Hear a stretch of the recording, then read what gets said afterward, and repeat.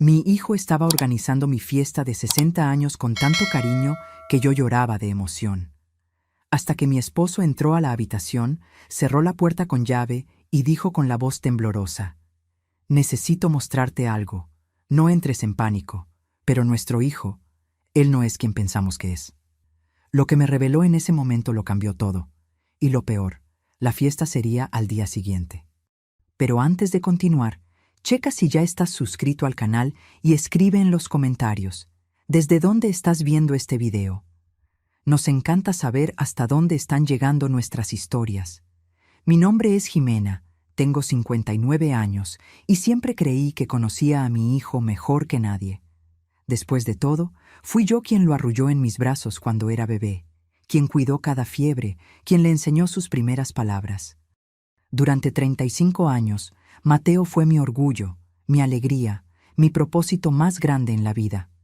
Trabajé duro al lado de mi esposo Javier para darle todo lo que nosotros no tuvimos: buena escuela, universidad privada, oportunidades que nuestros padres nunca pudieron ofrecernos. La fiesta de mi cumpleaños número 60 sería el sábado, en un salón elegante que Mateo había elegido personalmente en Polanco. Él venía planeándolo hace meses, mostrando fotos del lugar, hablando sobre el menú, sobre las flores que sabía que yo amaba, esas rosas blancas que siempre han sido mis favoritas desde que era joven. Veía a mi hijo tan emocionado, tan dedicado, y mi corazón rebosaba de gratitud. ¡Qué suerte la mía!, pensaba mientras doblaba servilletas que había comprado para la ocasión, tener un hijo así, tan atento, tan presente en mi vida. Mateo había crecido para ser un hombre guapo, exitoso.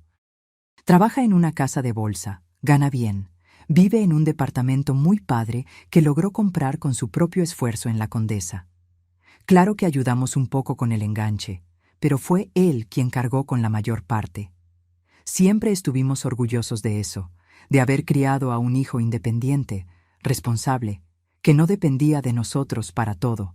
El jueves por la noche, 2 días antes de la fiesta, yo estaba en la recámara doblando ropa que acababa de planchar cuando Javier entró. Noté de inmediato que algo estaba diferente. Su rostro estaba pálido, con una palidez enfermiza que me asustó. Los ojos rojos como si hubiera llorado o no hubiera dormido bien. Conocía a ese hombre tras 37 años de matrimonio y sabía reconocer cuando algo estaba muy, muy mal. «¿Qué pasó?», pregunté, soltando de inmediato la ropa que tenía en las manos. Mi primer pensamiento fue la salud.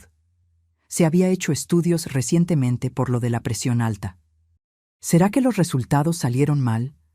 Mi corazón se aceleró mientras esperaba la respuesta, imaginando las peores posibilidades. ¿Cáncer? ¿Problema cardíaco? ¿Diabetes grave? Javier cerró la puerta de la recámara con llave. Ese gesto simple me asustó más que cualquier palabra. En todos estos años juntos, nunca cerraba puertas dentro de la casa. Éramos solo nosotros dos, viviendo ahí desde que Mateo se había ido a vivir solo hace 5 años. No había necesidad de privacidad extrema. Pero ahí estaba él, girando la llave en la cerradura con manos que temblaban visiblemente. «Siéntate aquí», dijo, señalando la cama. Su voz estaba ronca, cargada de una emoción que no logré identificar de inmediato. ¿Miedo? ¿Coraje? ¿Tristeza? Tal vez todo eso junto, mezclado en algo que dejaba el aire pesado entre nosotros. Me senté despacio, sintiendo las piernas débiles. Javier se sentó a mi lado, sosteniendo mi rostro con ambas manos. Ese gesto era íntimo, algo que hacía cuando necesitaba decirme algo importante. Cuando me pidió matrimonio, me tomó el rostro así. Cuando me contó que su madre había fallecido, también. Así que sabía que lo que vendría ahora sería devastador. «Jimena, necesito que me prometas algo. ¿Prometes que me vas a escuchar hasta el final antes de reaccionar?» «Me estás asustando», respondí, sintiendo sus manos temblar levemente contra mi piel. «¿Qué pasó? ¿Es enfermedad? ¿Es grave?» «No es sobre mí. Es sobre Mateo». Mi corazón se apretó de forma diferente. Mi hijo. Algo le había pasado a mi hijo. ¿Un accidente? ¿Se había lastimado? ¿Estaba en peligro? ¿Él está bien? ¿Está vivo?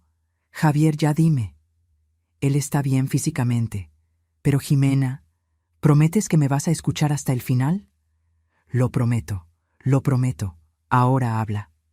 Tomó su celular, lo desbloqueó y abrió una conversación de WhatsApp. Sus manos temblaban tanto que casi se le cae el aparato. Hoy en la mañana, cuando saliste al súper, yo estaba buscando aquel número del plomero. ¿Te acuerdas que dijiste que lo habías guardado en tu celular? Asentí con la cabeza, sin entender a dónde iba eso. El plomero. Lo necesitábamos para arreglar una fuga en el baño de visitas. ¿Pero qué tenía eso que ver con Mateo? Tu celular estaba en la cocina cargándose. Lo tomé prestado. Pensé que estaría desbloqueado como siempre lo dejas, pero no. Intenté la contraseña que siempre usas, nuestra fecha de aniversario de bodas, pero no funcionó. Mi celular. Era verdad. Había cambiado la contraseña hacía unos días. Ni lo había pensado mucho en su momento. Mateo lo había sugerido durante una comida aquí en la casa, diciendo que era más seguro usar algo menos obvio. Había sido idea de él, incluso. En su momento se me hizo raro. Cuestioné por qué la preocupación repentina.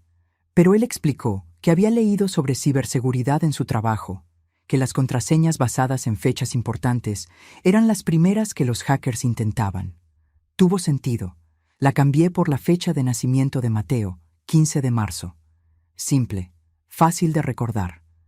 Intenté algunas combinaciones. Javier continuó, con la voz cada vez más tensa, y terminé acertando. Era la fecha de nacimiento de Mateo. Logré desbloquearlo. ¿Y qué? ¿Cuál es el problema con eso? Realmente no entendía, entonces desbloqueó mi celular. ¿Y luego? El problema es lo que encontré después de desbloquear. Jimena, yo no estaba buscando nada, te juro que no. Pero cuando la pantalla prendió, apareció una notificación de mensaje, y el mensaje me llamó la atención. Me mostró la pantalla. Era una conversación de WhatsApp, pero no reconocí el número.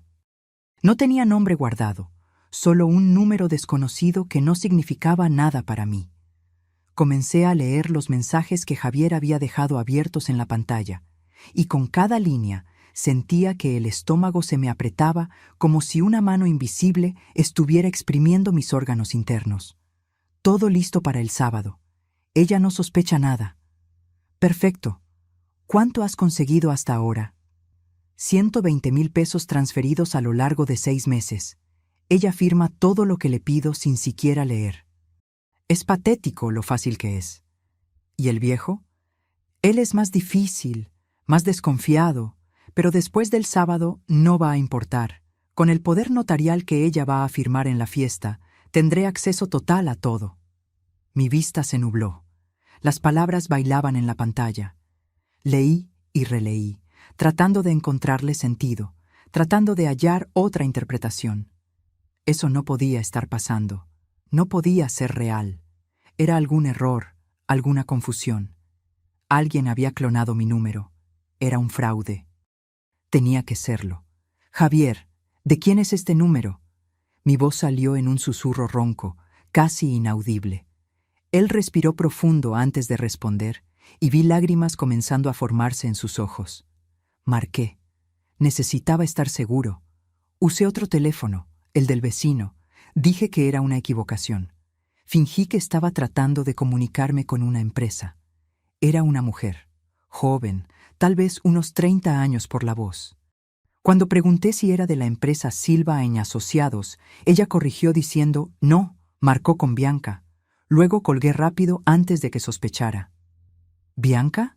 ¿Quién es Bianca? Mateo nunca mencionó a ninguna Bianca. Exactamente, nunca la mencionó. Pero seguí leyendo los mensajes, Jimena.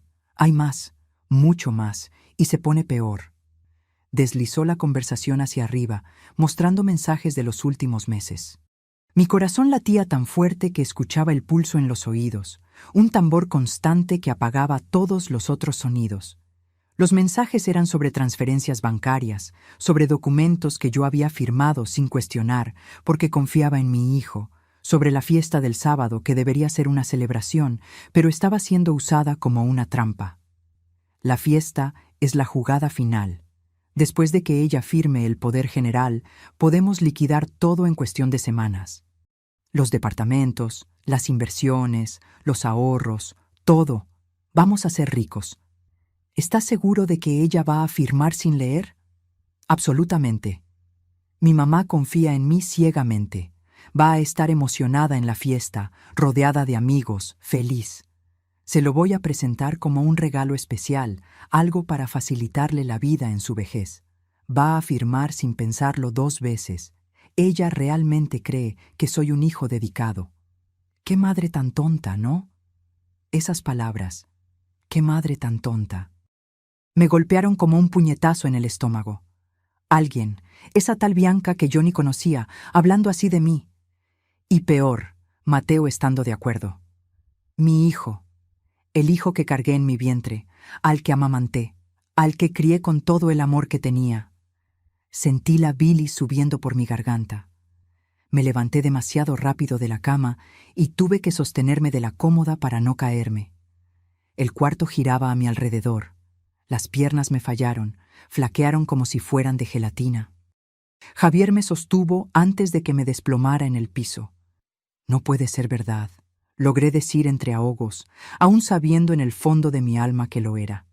Todo cobraba sentido de repente. No puede ser Mateo. Mi Mateo no haría esto. Tiene que ser un error, clonación, lo que sea. Es su número, Ximena. Lo verifiqué 3 veces, 4 veces, 10 veces. Lo comparé con las conversaciones antiguas que tienes con él. Es el mismo número. Marqué desde otro teléfono usando ese código que oculta quien llama. Él contestó diciendo, «Mateo, buen día». Era su voz. Pero ¿por qué? Las lágrimas comenzaron a correr sin control, mojando mi cara, goteando en el piso. Nosotros le dimos todo. Trabajamos tanto.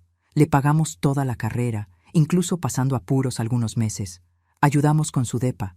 Siempre estuvimos presentes. Siempre lo apoyamos. ¿Qué hicimos mal? Javier me abrazó fuerte, tan fuerte que casi dolió. Sentí su cuerpo temblar también, sacudido por sollozos que intentaba controlar. Mi esposo, ese hombre que siempre fue mi roca, mi puerto seguro en todas las tormentas de la vida, se estaba quebrando junto conmigo. Nos estábamos hundiendo juntos en esta pesadilla. Nos quedamos así por minutos que parecieron horas, abrazados en medio de la recámara, llorando, intentando procesar lo imposible. Nuestro hijo, nuestra única creación, el niño al que enseñamos a caminar, a leer, a ser honesto, nos estaba robando. Peor, estaba planeando algo más grande para el sábado, el día de mi fiesta, el día que debería ser de celebración y alegría. Cuando finalmente logré alejarme, me limpié las lágrimas con el dorso de la mano y forcé a mi mente a funcionar. Necesitaba entender la extensión de aquello. Necesitaba saber hasta dónde llegaba la traición. Dijiste 120,000. ¿De dónde? ¿Cómo? Yo no noté nada. ¿Cómo logró sacarnos 120,000 pesos sin que me diera cuenta? Javier se sentó pesado en la cama, pareciendo haber envejecido 10 años en las últimas horas.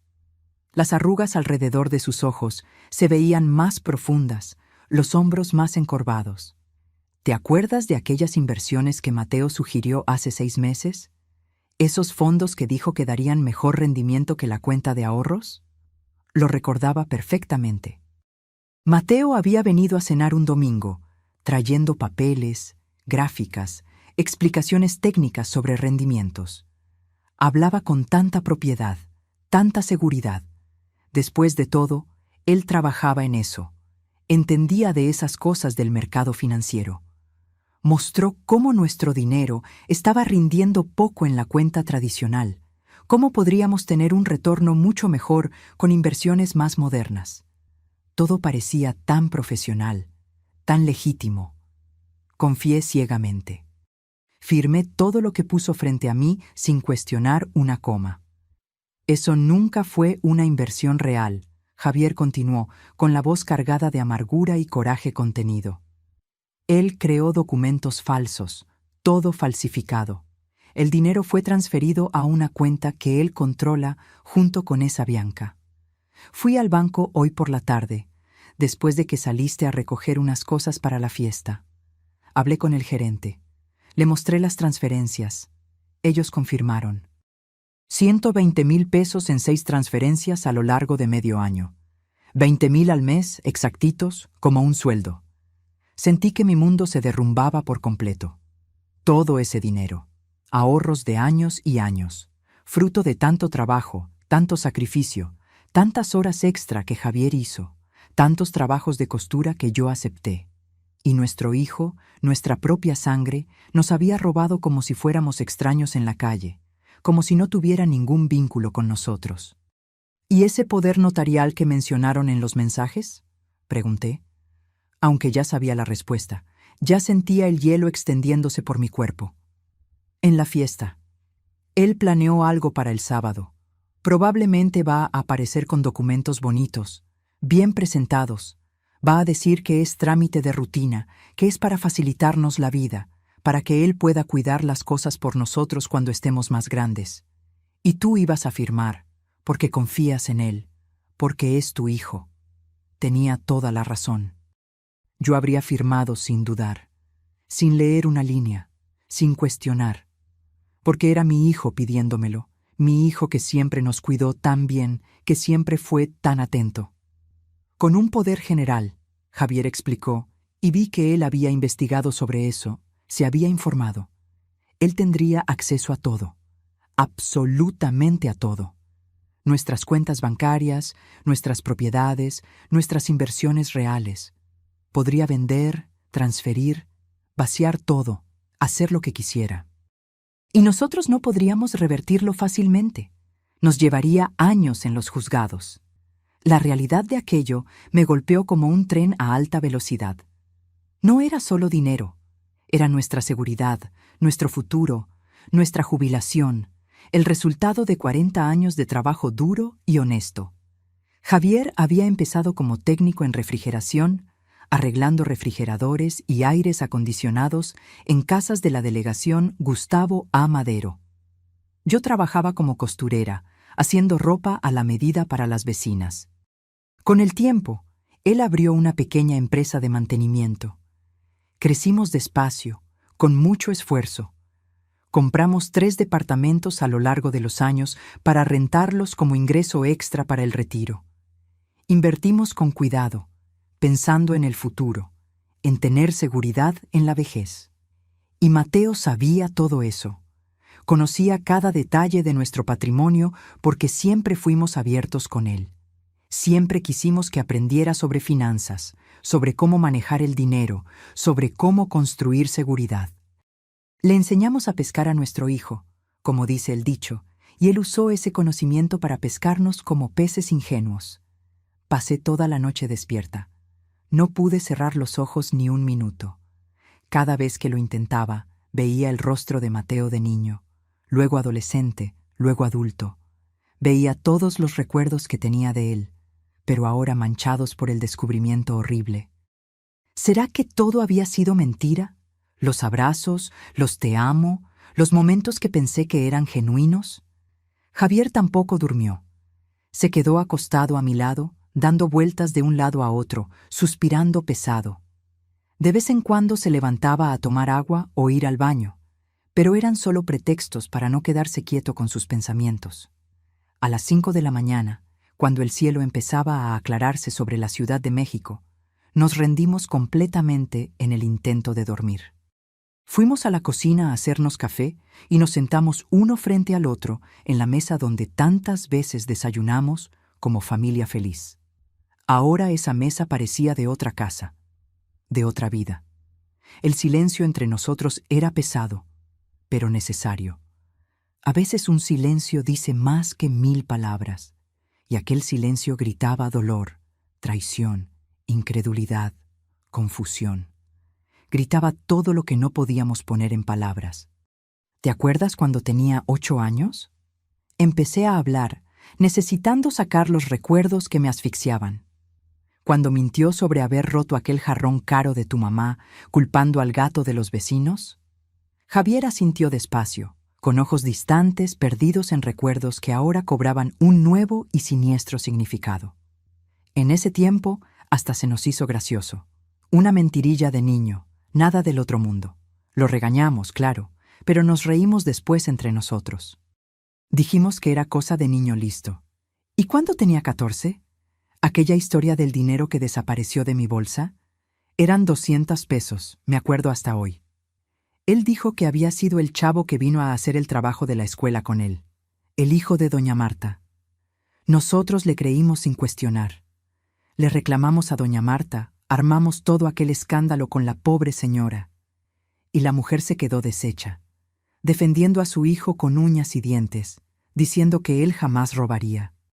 ¿Será que fue Mateo todo el tiempo? Javier se pasó la mano por el rostro cansado, la barba incipiente raspando su palma. Probablemente fue él, y yo nunca volví a ver a doña Marta de la misma forma. Siempre tuve mis dudas con su hijo, y el chavo era inocente. La culpa de eso me apretó. ¿Cuántas otras veces le creímos a Mateo sin cuestionar? ¿Cuántas otras personas pudieron haber sido injustamente acusadas? ¿Y aquel trabajo que perdió hace 3 años? Continué, porque ahora que había empezado a jalar el hilo, necesitaba ver hasta dónde llegaba. En la consultoría financiera, él dijo que la empresa estaba recortando personal por la crisis, que a varios los despidieron junto con él. Tal vez lo corrieron por falta de probidad, tal vez robó de ahí también. Tal vez nunca sepamos la verdad sobre nada. La verdad. Aquella palabra dolía como agujas en la piel. Habíamos criado a un ladrón. ¿O siempre fue así y no quisimos verlo? Esa pregunta me corroía por dentro como ácido. ¿En qué fallamos exactamente? ¿Dimos demasiado amor? ¿Poca disciplina? ¿O simplemente nació con ese defecto de carácter que ninguna crianza, por mejor que fuera, podría arreglar? Tomamos el café en silencio, el líquido caliente bajando por la garganta, pero sin calentar el frío que sentía por dentro. A las 8 en punto, estábamos en la puerta del banco esperando a que abrieran. Fuimos los primeros clientes. El guardia abrió la puerta de vidrio y entramos directo a la oficina del gerente. El licenciado Carlos nos conocía hace años, desde que abrimos cuenta ahí. Siempre fue atento, siempre manejó nuestra cuenta con cuidado, conocía nuestra historia. Buen día, don Javier, doña Jimena. Qué sorpresa verlos tan temprano. ¿Pasó algo? Licenciado Carlos, Javier empezó, y noté que su voz estaba firme ahora, decidida, diferente de la voz quebrada de la noche anterior. Necesitamos hacer unos cambios urgentes en nuestra cuenta, cambios grandes. Explicamos la situación, omitiendo que era nuestro hijo por vergüenza. Solo dijimos que descubrimos movimientos no autorizados, que había alguien tratando de aplicarnos un fraude, que queríamos proteger el patrimonio de inmediato. El gerente, siempre profesional, no hizo preguntas demasiado invasivas. Pude ver en sus ojos que sospechaba algo más, pero respetó nuestra privacidad. Voy a abrir cuentas nuevas a nombre de ustedes, dijo, tecleando rápidamente en la computadora. Cuentas sin poder para terceros, sin nada, solo ustedes dos. Y vamos a transferir todo lo que sea posible transferir. Pasamos horas ahí, transfiriendo inversiones, cambiando fondos, bloqueando accesos. Las inversiones que teníamos en fondos necesitaban plazo para el retiro, pero configuramos para que cuando se liberaran, se fueran a las cuentas nuevas. Ahorros, cuenta corriente, todo migrado. Los departamentos rentados son más complicados, el licenciado Carlos explicó, acomodándose los lentes mientras veía documentos en la pantalla. Están a nombre de ustedes en el registro público de la propiedad, pero si alguien tiene un poder general, puede venderlos. Y ustedes no tendrían cómo impedirlo al momento, solo después en juicio. Les sugiero fuertemente que registren ante notario una revocación preventiva de cualquier poder futuro.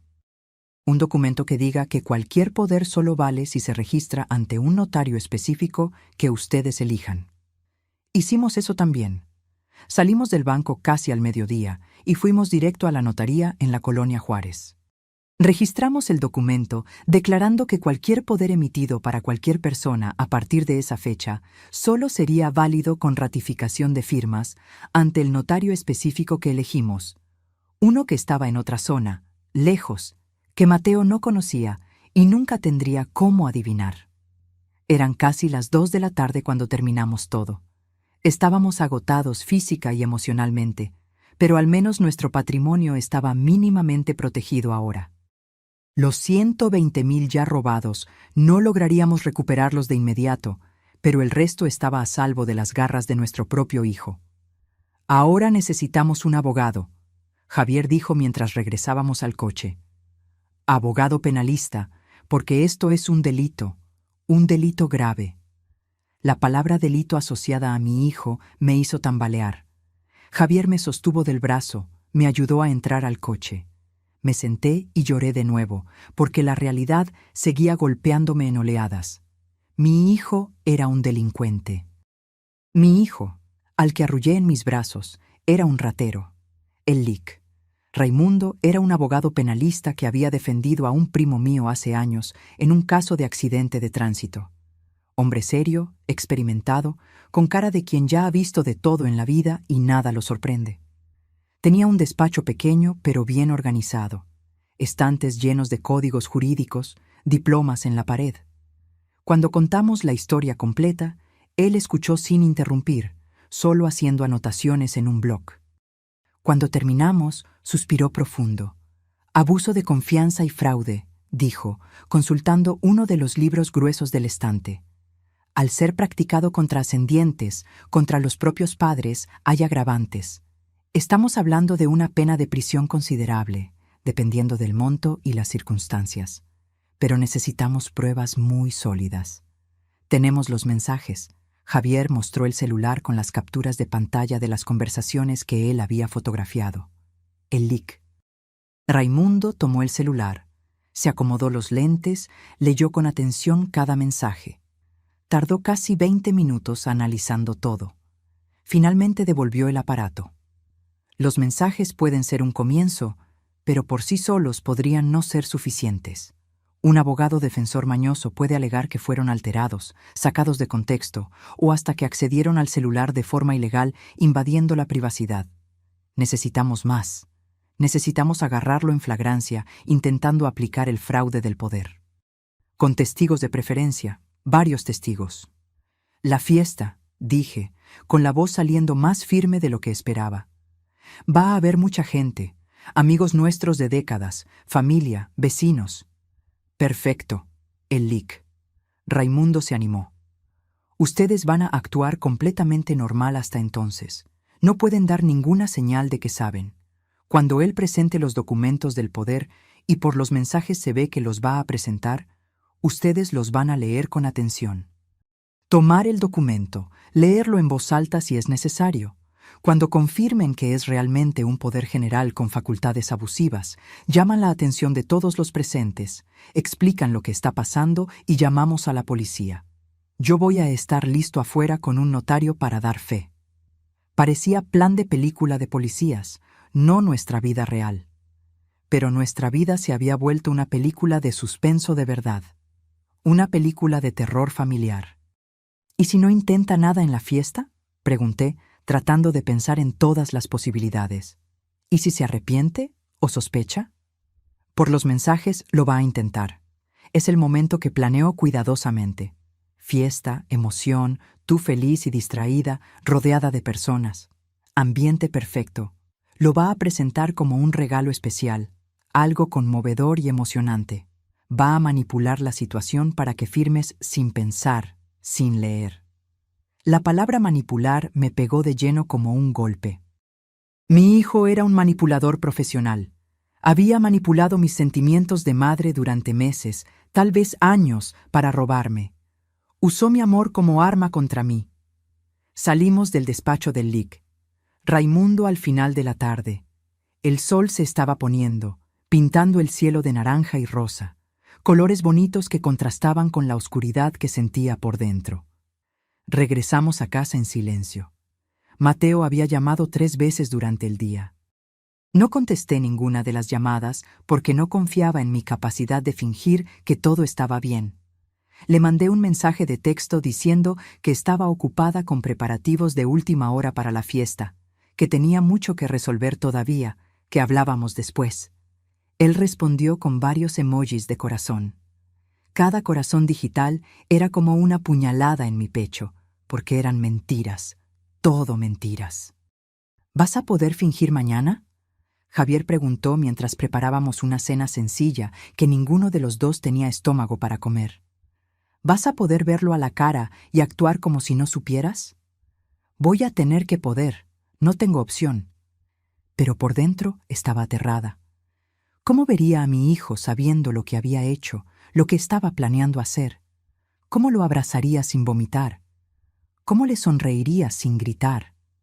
La noche del viernes para el sábado fue todavía peor que la anterior.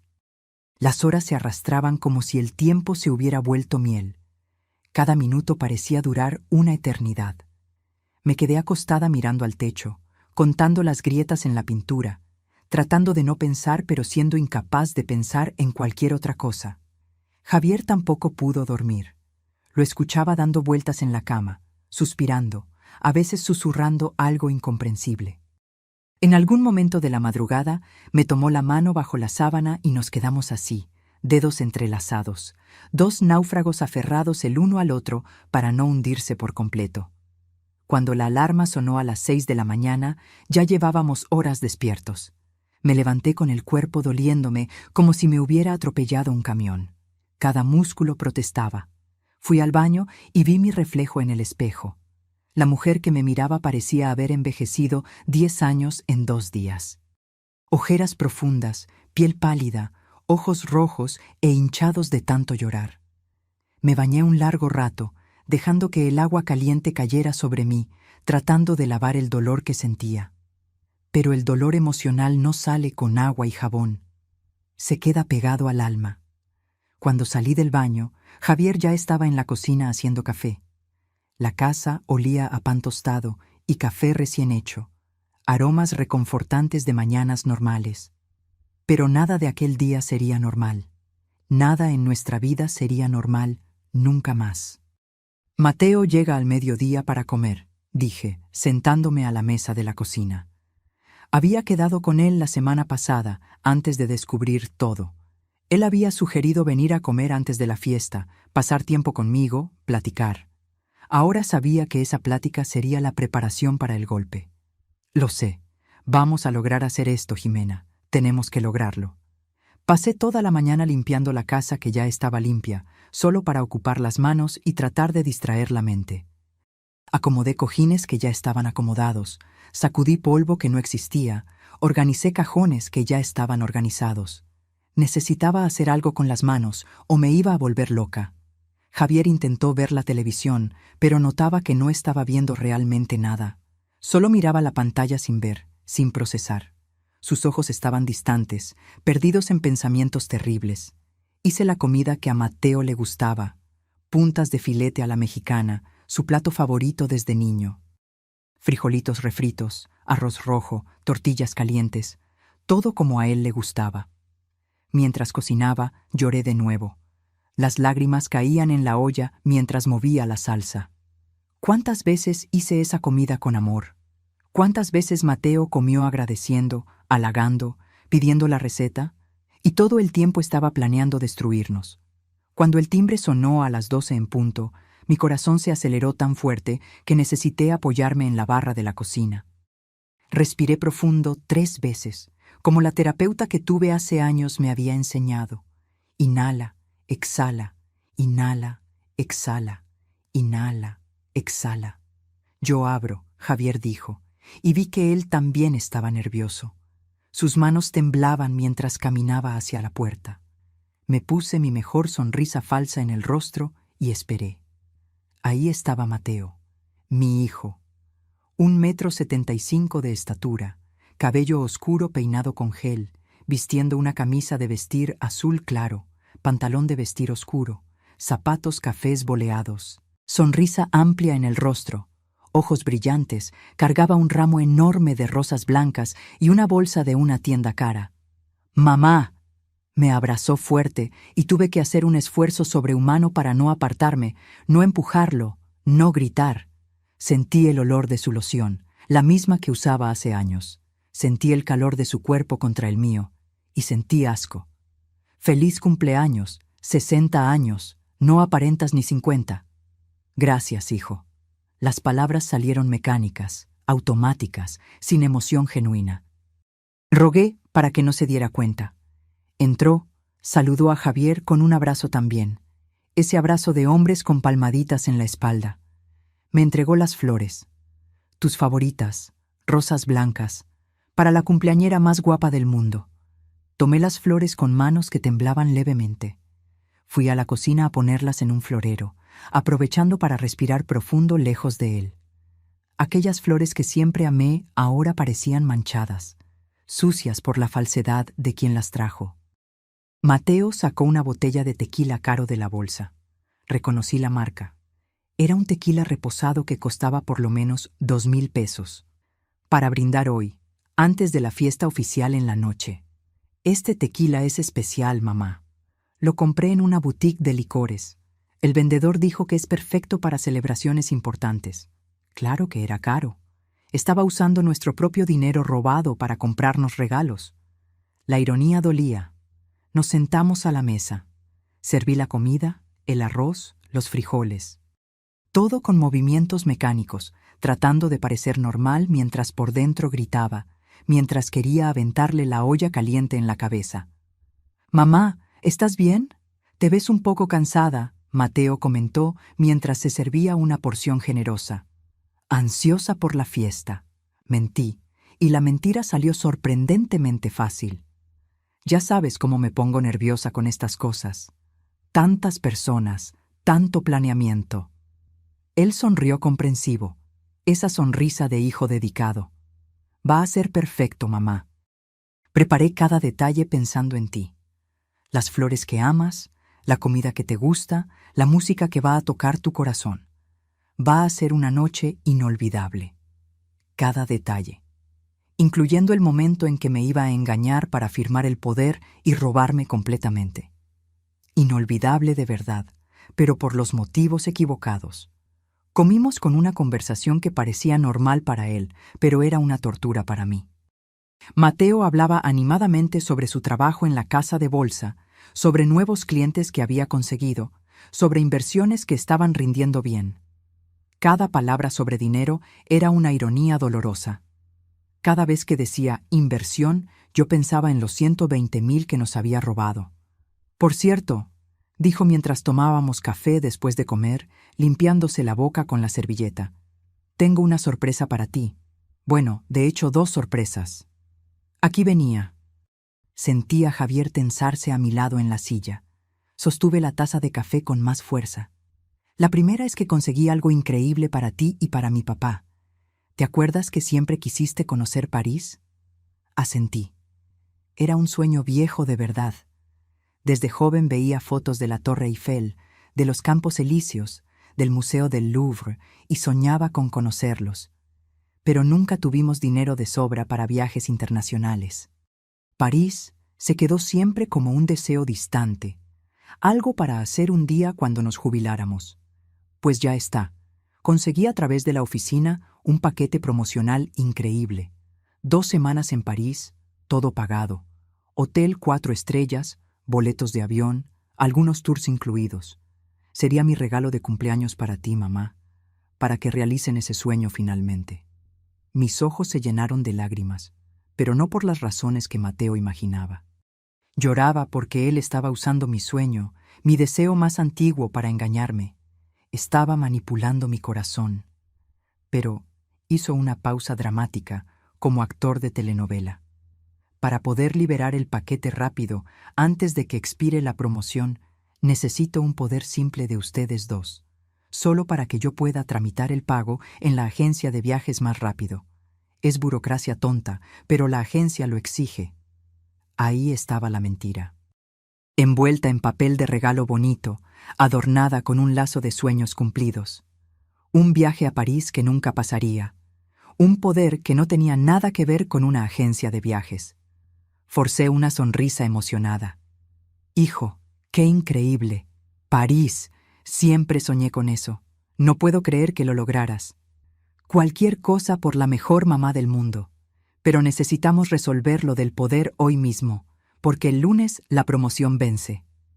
Traje aquí los documentos. Ya está todo llenado por el abogado de la agencia. Solo falta la firma de ustedes dos. Sacó de su mochila de piel una carpeta bonita, de aspecto profesional, con documentos adentro. Mi corazón latía tan fuerte que temía que él lo escuchara, que se diera cuenta. ¿Puedo ver los documentos? Tomé la carpeta con la mano más firme de lo que esperaba. Claro, mamá. Pero ese es el lenguaje jurídico aburrido de siempre. Ya sabes cómo es. El abogado de la agencia lo preparó en su formato estándar. Puedes firmar tranquila. Comencé a leer. Y ahí estaba, exactamente como el LIC, Raimundo había previsto. Un poder general e irrevocable, otorgándole a Mateo Silva facultades para administrar, gestionar, vender, comprar, hipotecar, transferir bienes muebles e inmuebles, realizar transacciones bancarias de cualquier naturaleza, manejar cuentas corrientes, de ahorros e inversiones, firmar documentos y toda una lista enorme de facultades. Aquello no era un poder para una agencia de viajes. Era carta blanca total para hacer lo que quisiera con todo lo que teníamos. Mateo, mantuve la voz tranquila, controlada. Esto aquí no es un poder para un viaje. Es un poder general. Te da facultades para hacer cualquier cosa. Vi una microexpresión de pánico cruzar su rostro por una fracción de segundo antes de que se recompusiera rápido. Pero lo vi. Vi el momento en que se dio cuenta de que yo lo había leído de verdad, no solo firmado a ciegas como él esperaba. Es que la agencia trabaja con varias cosas, mamá, explicó rápido, la voz todavía confiada pero con un leve nerviosismo por debajo. Ellos no solo hacen viajes, hacen inversiones de viaje, paquetes con inversión incluida, varias cosas. Su abogado hace un documento estándar que cubre todas las posibilidades, pero es solo para el viaje, obvio. Pero aquí dice específicamente que puedes vender nuestros departamentos. Señalé una línea específica en el documento. Se rió, pero la risa sonó falsa ahora, forzada. Es estándar jurídico, mamá. Los abogados siempre ponen todo lo que es posible en el papel, aunque no lo vayan a usar. No significa que yo lo vaya a hacer. Es solo para cubrir todas las posibilidades legales, por si se necesita algo inesperado. Ya sabes cómo son esos documentos oficiales, siempre exagerados. Javier intervino, entrando en la plática. Hijo, no vamos a firmar eso así. Si es solo para el viaje, puedes hacer un poder específico solo para ese fin. Un poder específico para la agencia de viajes X, para el paquete Y. No necesita ser general. La máscara de Mateo empezó a rajarse de verdad ahora. Vi coraje genuino en sus ojos, rabia mal controlada. ¿No confían en mí? Soy su hijo. Estoy tratando de hacer algo bonito, cumplir un sueño de mi mamá. ¿Y ustedes se ponen con paranoias?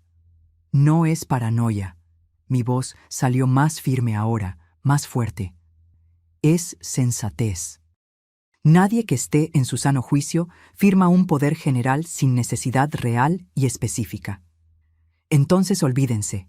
Se levantó bruscamente de la silla, que raspó ruidosamente en el piso. Arrebató los papeles de la mesa con un movimiento brusco. Olvídense del viaje, olvídense de todo. Quería darles una sorpresa, padre, demostrarles que me importan, pero si se van a poner con esa desconfianza ridícula, entonces no vale la pena. Mateo, siéntate. Javier habló con una autoridad que rara vez usaba, ese tono de voz que solo había usado 2 o 3 veces en la vida cuando la situación era realmente grave. Necesitamos platicar sobre otra cosa, algo mucho más importante que un viaje. Mateo se sentó despacio, todavía sosteniendo los documentos, tratando de mantener la expresión de hijo ofendido, pero sin lograr esconder completamente el miedo que empezaba a aparecer en sus ojos. Hijo, empecé, y mi voz tembló un poco, pero seguí de todos modos. ¿Dónde están los 120,000 pesos? El silencio que siguió fue ensordecedor. El tipo de silencio que precede a una explosión o a un colapso total. Mateo se quedó completamente inmóvil por varios segundos, procesando la pregunta, entendiendo las implicaciones. El color se le fue de la cara. Se puso blanco como un papel, luego rojo intenso. Abrió la boca, la cerró, la abrió de nuevo. ¿Qué? ¿Qué 120,000? Su voz salió débil, tratando de ganar tiempo. No finjas, Mateo. Mi voz salió mucho más dura de lo que esperaba, cargada de meses de coraje comprimido. No hagas más eso. No finjas que no sabes. Los 120,000 pesos que nos robaste en los últimos 6 meses con esa historia de las inversiones falsas. Vi el momento exacto en que se dio cuenta de que ya no tenía salida, que habíamos descubierto todo. Fue como ver una máscara hacerse pedazos. La expresión de hijo dedicado desapareció, reemplazada por algo más frío, más calculador. Cambió de táctica completamente. De las negativas pasó directo a los ataques, a echarnos la culpa a nosotros. ¿Ustedes revisaron mis cosas? ¿Invadieron mi privacidad? ¿Leyeron mis mensajes privados? ¿Qué clase de padres hacen eso? ¿Qué clase de hijo le roba a sus propios padres? Reviré. Vimos los mensajes, Mateo, todos. Las pláticas con Bianca, con tus cómplices, con todo el mundo involucrado en esta historia sucia. Sabemos absolutamente todo. Se levantó de nuevo, esta vez con rabia genuina explotando a la superficie. Aventó los documentos del poder sobre la mesa con fuerza. Ustedes no tienen ningún derecho de juzgarme. No saben nada de mi vida, de mis necesidades. No saben lo que es necesitar dinero de verdad, lo que es tener deudas pesadas, cuentas que no pueden esperar. Siempre lo tuvieron todo. Siempre fueron los correctitos. Siempre tan perfectos. Trabajamos por cada centavo que tenemos. Javier rebatió, también levantándose ahora, quedando frente a frente con su hijo. Nada nos cayó del cielo. Cada departamento, cada inversión fue conquistada con trabajo honesto. Sudor honesto. Y yo también trabajo. Trabajo hasta tarde, lidio con presión, con clientes exigentes. Pero nunca es suficiente. Ustedes tienen 3 departamentos, inversiones gordas, dinero guardado a montones. Yo tengo la cuenta en rojo, deudas que no paran de crecer, una vida cara que mantener en la Ciudad de México. ¿Entonces la solución es robar? ¿Robarle a tu propia familia? ¿A los padres que te criaron, que te dieron todo? Lo tomé prestado. Iba a devolver cada centavo en cuanto lograra organizar las cosas. ¡Mentira! Mi voz salió fuerte, gritando por primera vez. Mentira descarada. En los mensajes hablan claramente de liquidar todo, de vender nuestros departamentos, de dejarnos sin nada y largarse al extranjero. Eso no es pedir prestado. Eso es un robo planeado, calculado, frío. Mateo no respondió. Solo miraba al piso, con las mandíbulas tensas, las manos cerradas en puños. ¿Quién es Bianca?, pregunté, queriendo oírlo de su boca. No es nada de ustedes. Mi vida privada no es asunto suyo. ¿Es tu cómplice? ¿Tu novia? ¿Las dos cosas? ¿A ella se le ocurrió la idea o a ti? Se rió, pero era una risa amarga, sin humor alguno. Bianca es alguien que me entiende de verdad, que sabe que en la vida tienes que tomar lo que quieres, no quedarte esperando herencias de padres que probablemente van a vivir hasta los 90 años gastándoselo todo mientras tu vida se pasa. Aquellas palabras dolieron más que cualquier bofetada. Él quería que nos muriéramos pronto. Tal vez no estaba planeando matarnos activamente como algunos casos que salen en las noticias, pero deseaba nuestra muerte anticipada para poder heredar. Vamos a ir a la policía, Javier declaró, con voz firme y decidida. Hoy mismo. Inmediatamente. ¿Van a ir con qué pruebas?, Mateo desafió, recuperando un poco de la arrogancia. ¿Mensajes que tomaron invadiendo mi privacidad sin permiso? Eso no va a servir de nada. Cualquier abogado lo tumba fácil. Tenemos las pruebas bancarias. Las transferencias están todas documentadas. Tenemos este poder fraudulento que intentaste hacerme firmar. Lo tenemos todo. Mateo se rió de nuevo, pero era una risa desesperada ahora, de quien está acorralado. ¿Saben qué va a pasar si me denuncian? Se lo voy a contar a todo el mundo que conozco. Toda la colonia, todos sus amigos de décadas, todos los vecinos, todo el mundo va a saber que los padres perfectos, la pareja modelo, criaron a un ladrón, que fracasaron completamente como padres. La vergüenza los va a perseguir el resto de su vida.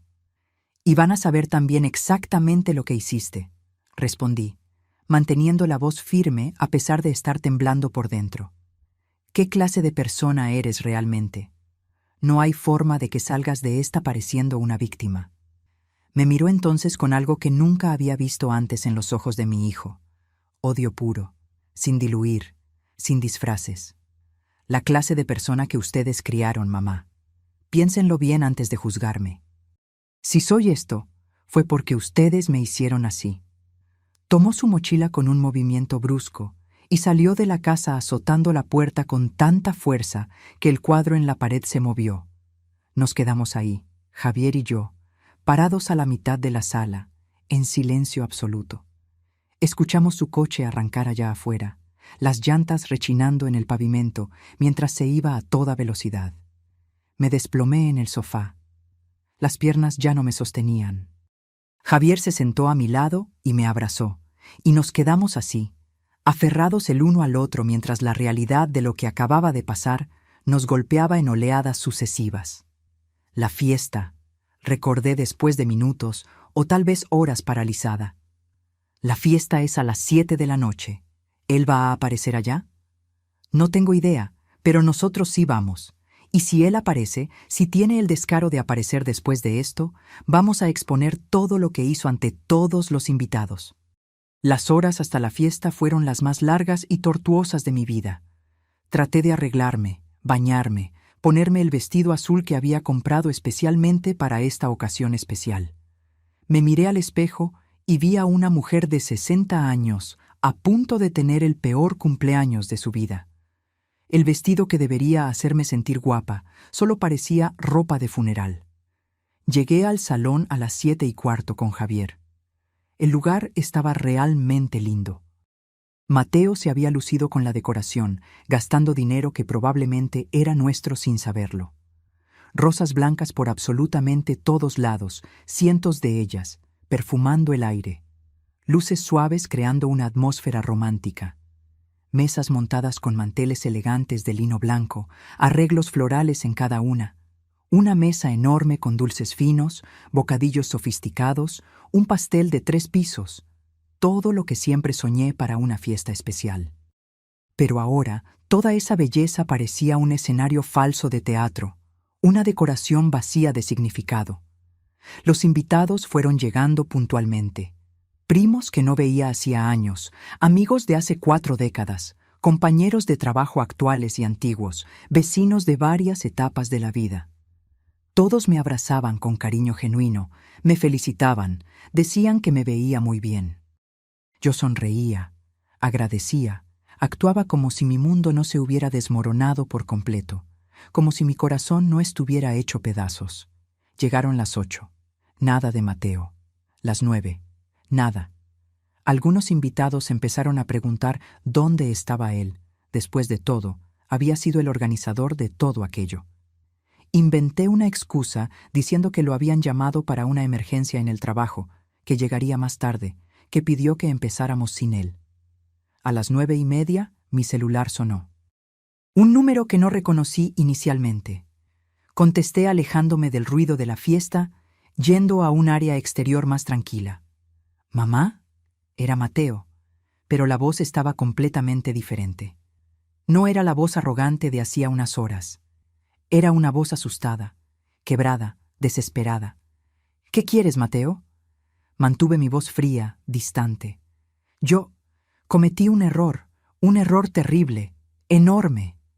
Mi corazón se apretó a pesar de todo, de ese instinto maternal imposible de apagar completamente. Mateo, ¿dónde estás? ¿Qué pasó? No importa dónde estoy, solo quería decir que lo siento mucho, por todo, por cada cosa que hice, y que ustedes tenían razón en absolutamente todo. ¿Dónde estás? Repetí, preocupación genuina mezclada con coraje. Bianca, sollozó, y era un sollozo real, no fingido. Ella no es quien yo pensaba. Ella, Dios mío, mamá, ella me engañó por completo. ¿Cómo que qué? ¿Qué pasó? Se llevó todo. Todo el dinero que les quité a ustedes, todos mis ahorros propios, todo lo que tenía. Dijo que iba a esperar a que yo consiguiera el resto con el poder, que luego nos íbamos a repartir y desaparecer juntos. Pero se peló. Se llevó todo y desapareció. No contesta el teléfono. Me bloqueó de todas las redes. Se esfumó por completo. ¿Justicia poética o tragedia? No sabía ya qué sentir. Mi hijo nos había robado a nosotros y ahora había sido robado por su cómplice. ¿Estás bien físicamente? ¿Estás herido? ¿En peligro? Solo del orgullo y la estupidez, mamá. Solo eso. Arruiné absolutamente todo. Perdí todo. A ustedes, el dinero, mi trabajo porque falté sin avisar, mi dignidad. Todo. Regresa a la fiesta. Ven para acá. Vamos a platicar, a tratar de resolver esto de alguna forma. No puedo verlos a la cara. No puedo ver a nadie. La vergüenza es demasiada. Solo quería que supieras que lo siento de verdad y que me perdones si puedes algún día. Sé que no lo merezco, pero es lo que siento. Colgó antes de que pudiera responder. Traté de marcarle de regreso de inmediato, pero el teléfono solo sonaba y sonaba sin contestar. 5 intentos. 10. 20. Nada. Regresé al salón completamente aturdida. Javier vino corriendo cuando me vio. ¿Qué pasó? Estás pálida. Le conté rápido sobre la llamada. Se quedó tan impactado como yo. ¿Dónde está? Necesitamos encontrarlo. No sé, no dijo. El resto de la fiesta pasó en un borrón de rostros, voces, abrazos que apenas registré. Partimos el pastel enorme de 3 pisos porque era lo que se esperaba. Me tomé decenas de fotos con personas que ni sé quiénes eran. Platiqué, sonreí, agradecí, todo en piloto automático mientras mi cabeza estaba en otro lugar completamente, preocupada por Mateo. ¿Dónde estaba? ¿Qué iba a hacer? Por más que nos hubiera traicionado de forma horrible, seguía siendo mi hijo. Aquella llamada desesperada, la voz rota por el llanto genuino, el arrepentimiento que parecía real, me movió profundamente de formas que no esperaba. Cuando el último invitado finalmente se fue, ya pasaba de la 1 de la mañana. Me senté en una de las sillas del salón ahora vacío, rodeada de rosas blancas que ya empezaban a marchitarse. Javier se sentó a mi lado, tan agotado como yo. «Vámonos a casa», dijo suavemente. «¿Y Mateo? ¿Y si hace alguna tontería? ¿Y si está en peligro real?» «No podemos hacer nada ahorita, Ximena. No contesta el teléfono, no dijo dónde está. Mañana lo buscamos de todas las formas posibles». Durante el trayecto de regreso a casa, mi celular sonó de nuevo. Un número diferente al anterior. Contesté rápido en el manos libres para que Javier escuchara también. «¿Ximena Tavares?» Una voz femenina, joven, con un acento leve que no logré identificar. «Sí, ¿con quién hablo?» «Mi nombre es Bianca, Bianca Moreira». Me quedé helada. Esa mujer, la cómplice, la que se había pelado con nuestro dinero robado. Javier casi pierde el control del coche, tuvo que orillarse rápido. «¿Qué quieres de mí?» Mi voz salió mucho más dura de lo que imaginé ser capaz. «Quiero contarte la verdad completa sobre Mateo, sobre todo lo que pasó, sobre quién es él realmente». «¿La verdad? Tú, una ladrona confesa, ¿quieres hablarme de la verdad? No sabes ni el significado de esa palabra. Sé que me debes odiar en este momento. Tienes todo el derecho. Pero realmente necesitas escuchar mi lado antes de juzgar por completo. Mateo no es la víctima inocente que está fingiendo ser ahora. Él es mucho, mucho más peligroso de lo que te imaginas». Javier se estacionó en una gasolinera para que pudiéramos escuchar mejor sin riesgo de accidente. Activó la grabadora del celular. Necesitábamos tener todo eso registrado, cada palabra. «Habla entonces», ordené, tratando de controlar la rabia. «Cuenta toda esa verdad». Bianca respiró profundo del otro lado de la línea antes de empezar. «Conocí a Mateo hace exactamente 2 años a través de una aplicación de citas, Tinder. Él era extremadamente encantador, atento, decía todas las cosas correctas en el momento justo. Parecía el hombre perfecto. Empezamos a andar oficialmente después de 2 meses. Al principio fue maravilloso, romántico, me trataba como a una princesa. Hizo una pausa y escuché un ruido de fondo que parecía una central de autobuses o el aeropuerto. Después de unos 6 meses juntos, empezó a hablar de ustedes, de su familia, pero no de forma normal. Él estaba obsesionado. Hablaba constantemente de cuánto dinero tenían ustedes, de los 3 departamentos que rentaban, de inversiones voluminosas. Decía que ustedes eran ricos pero tacaños, que no compartían adecuadamente con él. Nosotros siempre lo ayudamos en todo, interrumpí. Eso lo sé ahora. Pero él pintaba un cuadro completamente diferente. Decía que ustedes tenían millones escondidos, que vivían de forma modesta para no compartir, que lo hacían pasar necesidades a propósito para que valorara el dinero.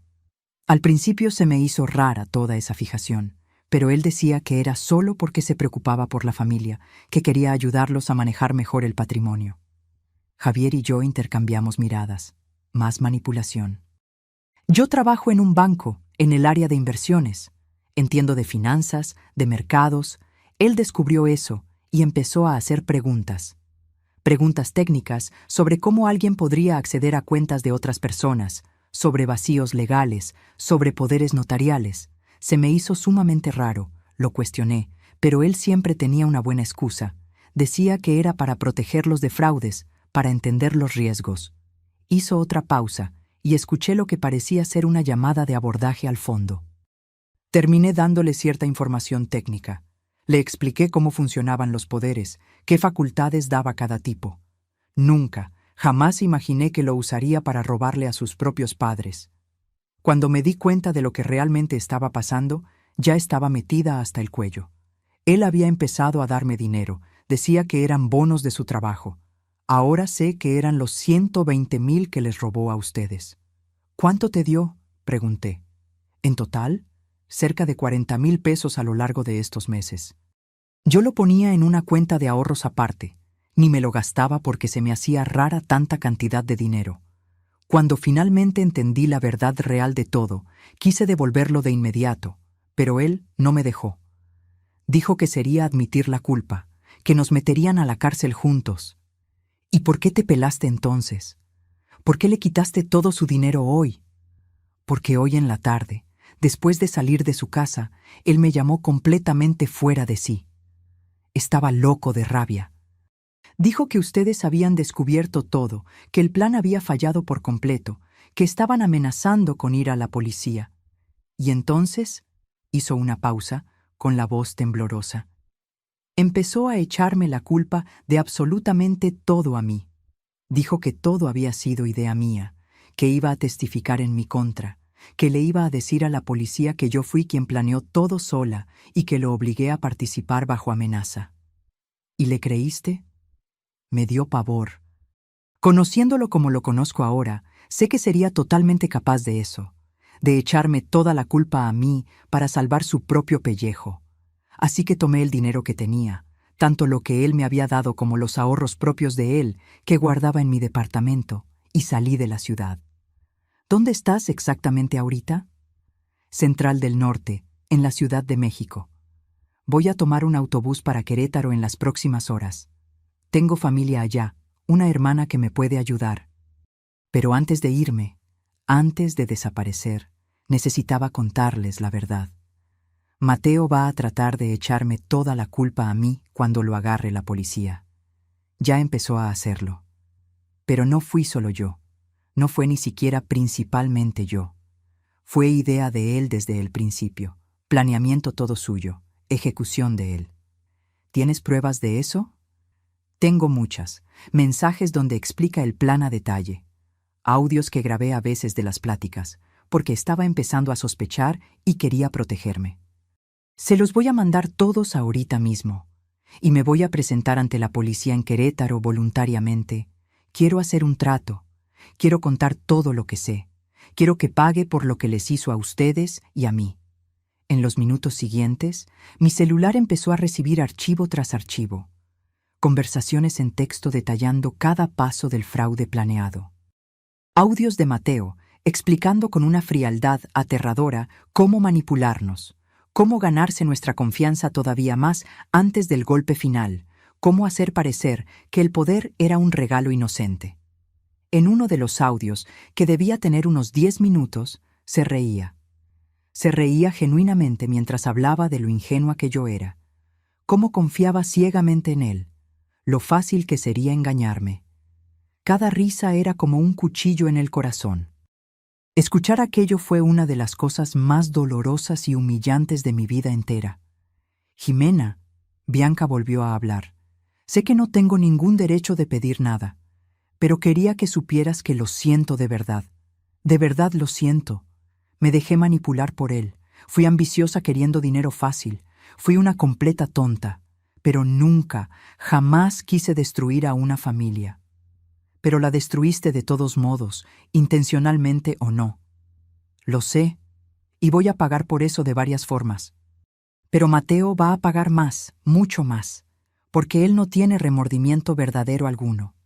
En aquel último audio que mandé, el más largo, escucha hasta el final, especialmente los últimos minutos. Habla sobre un siguiente paso en caso de que ustedes se resistieran.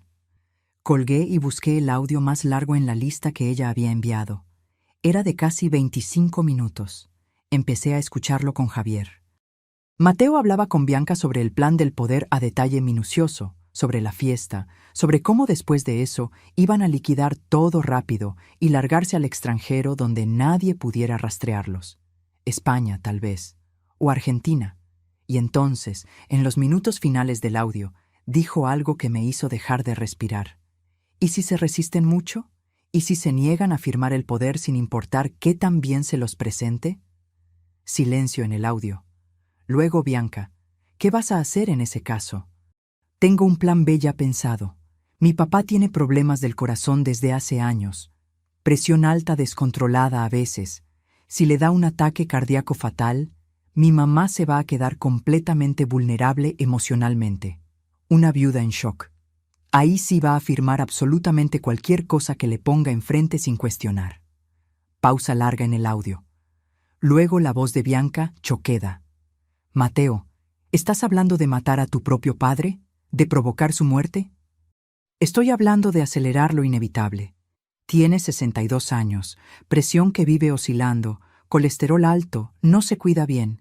Es honestamente solo cuestión de tiempo para que tenga un problema serio. Yo solo lo adelantaría unos años.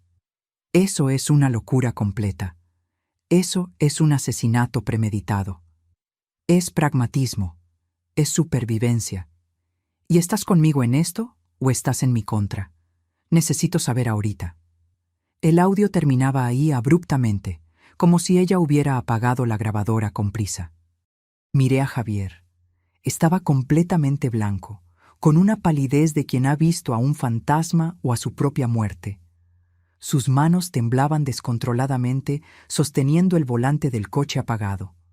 Me iba a matar, Jimena, susurró mi esposo, con voz débil, incrédula. Nuestro propio hijo planeaba asesinarme. Abrí la puerta del coche apenas a tiempo y vomité ahí mismo, ahí en el piso de la gasolinera. Vomité todo lo que tenía en el estómago, toda la comida de la fiesta que apenas había probado, y luego seguí teniendo náuseas aún sin tener ya nada por sacar. Vomité el dolor, el horror absoluto, la traición que iba más allá de cualquier comprensión humana posible. Cuando ya no tenía absolutamente nada más por sacar, me quedé ahí arrodillada en el piso sucio de la gasolinera, sollozando sin control. Javier salió del coche temblando, se arrodilló a mi lado, me abrazó. Lloramos juntos ahí mismo, en el piso de esa gasolinera a las 2 de la mañana, sin importarnos lo más mínimo quién pudiera estar viendo, con el despachador que miraba preocupado. Nuestro hijo no solo era un ladrón, era potencialmente un asesino. Había planeado matar a su propio padre para conseguir el dinero. No pudimos regresar a casa esa noche. ¿Cómo podíamos? La casa estaba llena de recuerdos, de fantasmas, de rastros de una vida familiar que descubrimos que era una mentira completa. Fuimos a un hotel, uno sencillo cerca de la gasolinera en la zona de Indios Verdes, y rentamos un cuarto para tratar de descansar mínimamente antes de decidir los siguientes pasos. En el cuarto anónimo, con muebles impersonales y olor a desinfectante industrial, tratamos de procesar la monstruosidad completa de lo que habíamos descubierto. Javier se sentó en la cama dura, con la cabeza entre las manos, respirando con dificultad. Me iba a matar, Jimena. Iba a provocarme un ataque cardíaco de alguna forma. Alguna medicina mal puesta, sobredosis de algo, veneno, no sé, pero lo iba a hacer. No sabemos si realmente lo haría. Tal vez solo era plática, solo fanfarronería para impresionar a Bianca. ¿Tú crees eso? ¿Honestamente lo crees? No lo creía. Ya no. Después de todo lo que descubrimos, todas las mentiras desenmascaradas, toda la manipulación expuesta, ya no podía darle el beneficio de la duda. Tenemos que ir a la policía. Ya. De inmediato, Javier dijo, con la voz cargada de determinación nacida del miedo genuino. Son las 3 de la mañana. No me importa. Tenemos que ir ahora, antes de que haga algo peor, antes de que desaparezca o trate realmente de lastimarnos. Tenía razón. Nos pusimos la ropa arrugada de la fiesta y fuimos directo a la agencia del Ministerio Público más cercana. La delegación de guardia era un lugar triste a esa hora, con iluminación fluorescente demasiado fuerte, olor a café viejo y papel, algunas personas esperando atención en bancas incómodas. El agente del MP de guardia era un hombre de unos 45 años, con unas ojeras profundísimas de quien trabaja turno nocturno hace demasiado tiempo. Cuando explicamos rápido el motivo de estar ahí a esa hora, nos llevó a una oficina más privada de inmediato. ¿Tienen todas esas pruebas que mencionaron?, preguntó después de que terminamos el relato resumido. Mostramos absolutamente todo. Los mensajes que Javier había fotografiado de mi celular. Los archivos que Bianca había mandado. Los audios donde Mateo explicaba el plan a detalle horrible. Las transferencias bancarias documentadas, el poder fraudulento, todo. El agente analizó cada ítem con atención creciente y una expresión cada vez más grave. Esto es extremadamente serio, muy grave. Fraude, abuso de confianza, y este último audio sobre planear provocar la muerte, sacudió la cabeza. Planeación de homicidio. Voy a turnar esto urgentemente a la Fiscalía de Delitos Patrimoniales y también a la de Homicidios. Van a tener que repetir toda la declaración allá, pero ya voy a hacer el registro inicial. Pasamos horas ahí. El sol estaba saliendo cuando finalmente salimos, con un número de carpeta de investigación registrado, con fecha programada para dar declaración formal en la Fiscalía Especializada el lunes por la mañana. Regresamos al hotel. Nos bañamos. Tratamos de dormir unas horas, pero fue básicamente imposible. ¿Cómo apagar la mente después de todo esto? El domingo amaneció lluvioso, apropiadamente sombrío. Nos quedamos en el cuarto del hotel la mayor parte del día, solo pidiendo comida por aplicación, tratando de reunir fuerzas emocionales para lo que vendría por delante. Mateo no llamó, no mandó mensaje. Silencio absoluto de su parte. ¿Dónde andará?, me encontré preguntando en voz alta. No sé, y honestamente ya no me importa. Javier respondió, pero vi en sus ojos que era mentira. Le importaba y mucho, porque era su padre, y el amor de padre no muere fácil ni ante una traición horrible. El lunes a las 9 de la mañana estábamos en la Fiscalía Especializada como se acordó. La licenciada Mariana Silva, fiscal encargada, era una mujer de unos 50 años, con el cabello completamente canoso, recogido en un chongo riguroso, expresión que mezclaba la dureza profesional necesaria con comprensión humana genuina. ¿Cuántos hijos tienen?, fue su primera pregunta después de las presentaciones formales. Solo a Mateo, respondí, con la voz todavía ronca de tanto llorar en los últimos días. Me imagino. Realmente me imagino lo inmensamente difícil que debe ser estar aquí haciendo esto. Denunciar al propio hijo. Pero hicieron absolutamente lo correcto al venir con nosotros. Repetimos todo el relato, ahora grabado oficialmente. Cada detalle, cada descubrimiento, cada traición. Tardó horas. La fiscal hacía preguntas específicas, revisaba fechas, verificaba consistencias. Cuando terminamos, Ella tenía una pila de documentos, grabaciones, todo organizado metódicamente. Voy a solicitar una orden de aprehensión contra Mateo Silva. También contra Bianca Moreira, aunque ella se haya presentado voluntariamente en Querétaro como mencionaron. Se movilizarán equipos de inmediato. ¿Tienen idea de dónde pueda estar?, preguntó. No tengo la menor idea. Tiene su propio departamento en La Condesa, pero dudo mucho que esté ahí. Rastrearon su número de teléfono. Estaba apagado desde el sábado por la noche. Revisaron sus tarjetas. El último movimiento había sido el sábado a las 6 de la mañana en un cajero automático, el retiro máximo permitido de 8,000 pesos. Podía estar literalmente en cualquier lugar. Lo vamos a encontrar, la licenciada Mariana dijo con convicción. Puede tardar algunos días o hasta semanas dependiendo de dónde se esté escondiendo, pero lo haremos. Nos autorizaron a irnos después de firmar todos los documentos necesarios. Regresamos finalmente a nuestra casa. Estar ahí era raro y doloroso. Cada habitación tenía recuerdos de Mateo, la silla donde siempre se sentaba, el cuarto que fue suyo por 18 años, las fotos que todavía estaban en las paredes y repisas. Necesitamos quitar esas fotos, dije, sin poder verlas. ¿Ahorita? Ahorita. No puedo verlas más sabiendo todo. Pasamos la tarde entera quitando sistemáticamente todos los rastros visibles de Mateo de la casa. Las fotos se fueron a cajas y se guardaron en la bodega. Los regalos que nos había dado a lo largo de los años, todos guardados, tratando de borrar físicamente lo que no podíamos borrar emocionalmente y probablemente nunca podríamos.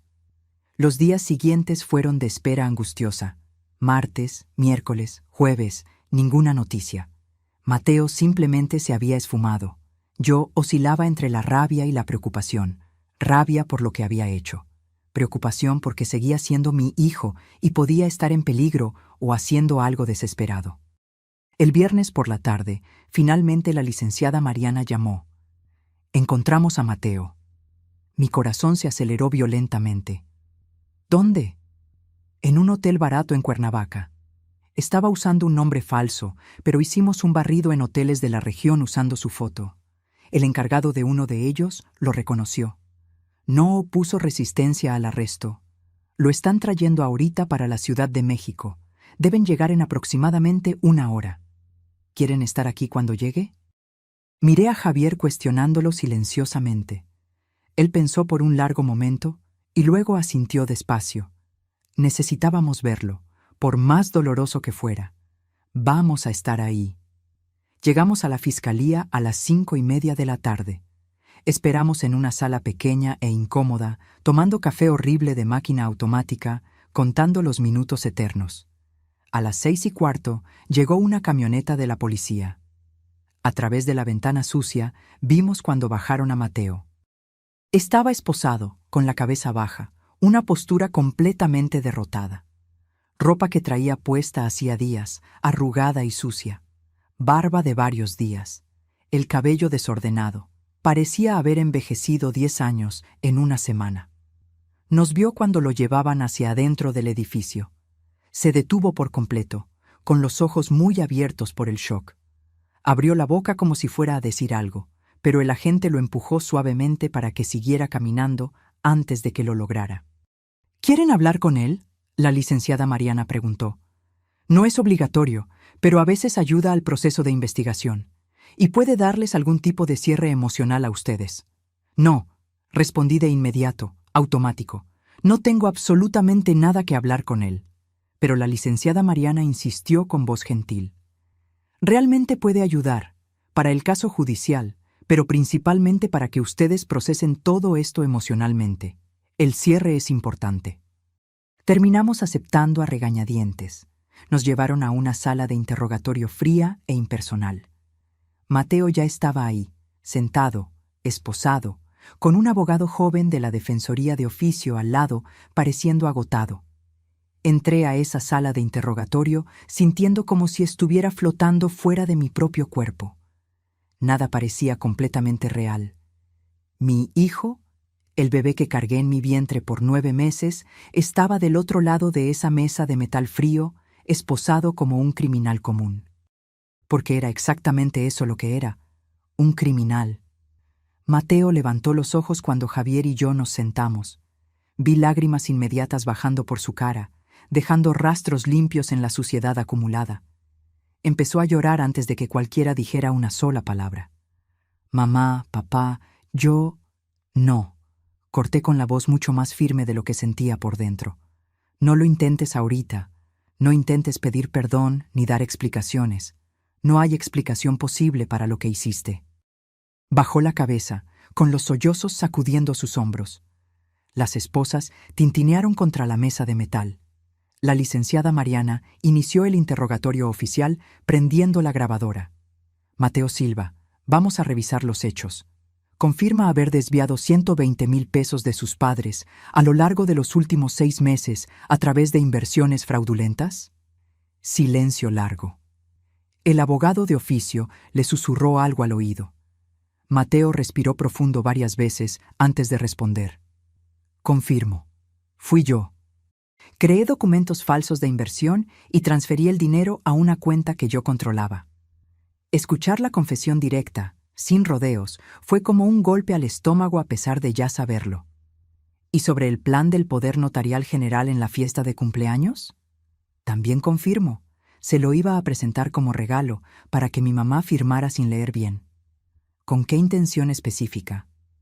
Tener acceso total a sus bienes, para poder vender, transferir todo. ¿Y luego? Y luego largarme con el dinero. Cada palabra confirmada era una nueva capa de dolor. Y sobre el plan de provocar un ataque cardíaco fatal a su padre, registrado en el audio que su cómplice Bianca Moreira grabó. Silencio todavía más largo ahora. El abogado habló firme. Mi cliente no necesita responder eso sin un abogado penalista más experimentado presente. Era solo plática. Mateo dijo de todos modos, con voz débil.